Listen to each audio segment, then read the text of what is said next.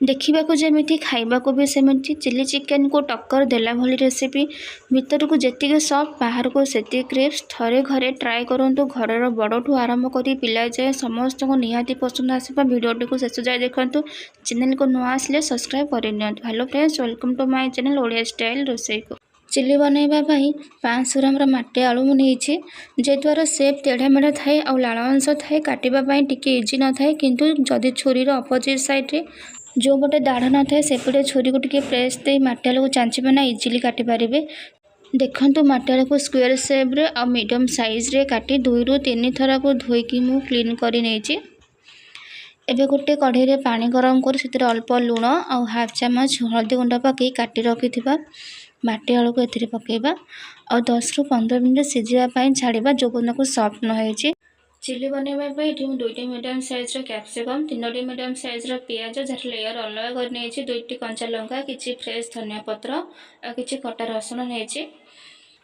एबे नेबा गोटे बाउल रे गोटे गिना मैदा और से गिना रे एबे नेबा गोटे गिना चावल गुंड माटी आलू क्रिस्पी करबा पई एबे एथिरे ऐड करबा फूड कलर अल्प किछि तापर ऐड करबा हाफ चम्मच लूण टेस्ट अनुसार तापर ऐड करबा हाफ चम्मच लंका गुंड आउ एबे एथिरे अल्प पानी दे बैटर रेडी करबा जदि बेसी बहले हो जाउची ताले आउ अल्प पानी दे मिसेबा बैटर डी बेसी बहले बा बेसी पतला करबानी।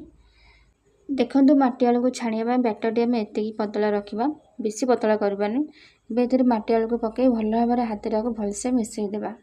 एपटे कढ़ई रे तेल गरम कर नेछि एबे एथिरे माटी आलू को बैटर रे डीप करी करी गोटे गोटे करी पकेबा और पकेला बेले गैस को मीडियम फ्लेम रखिबा।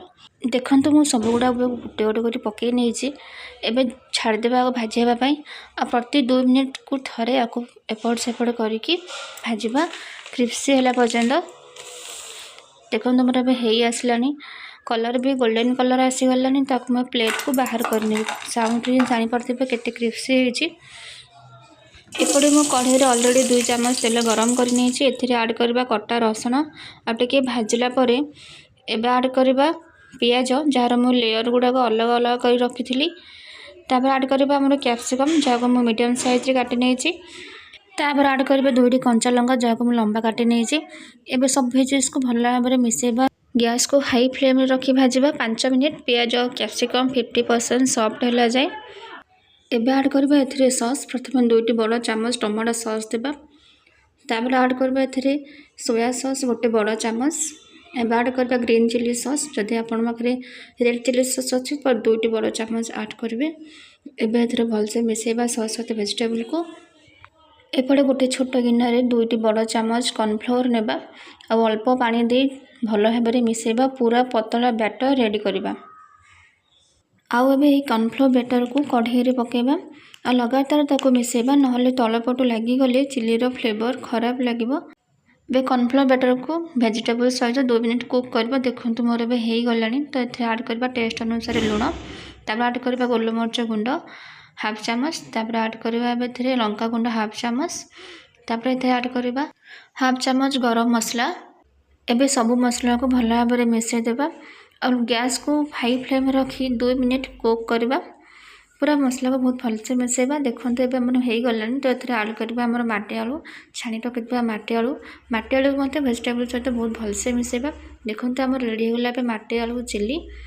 एबे मु आको गार्निशिंग करबा पई किछि फ्रेश धनिया पत्र ऐड करबा जदि आपन पाखरे स्प्रिंग अनियन अछि ताहले भी ऐड करबे। एबे आको प्लेटिंग करबा देखिले केही कहबेनी एटा माटी आलू रे तयारी चिली बोली देखा जाउछ ना चिली चिकेन परिका देखा जमी टेस्ट भी सेमती घरे निश्चय धरे ट्राए करूँ बड़रू सान जाए समस्त को निहाती पसंद आसब। और रेसिपीटी केमिति लगे मत कमेंट बॉक्स रे निहाती जनइबे।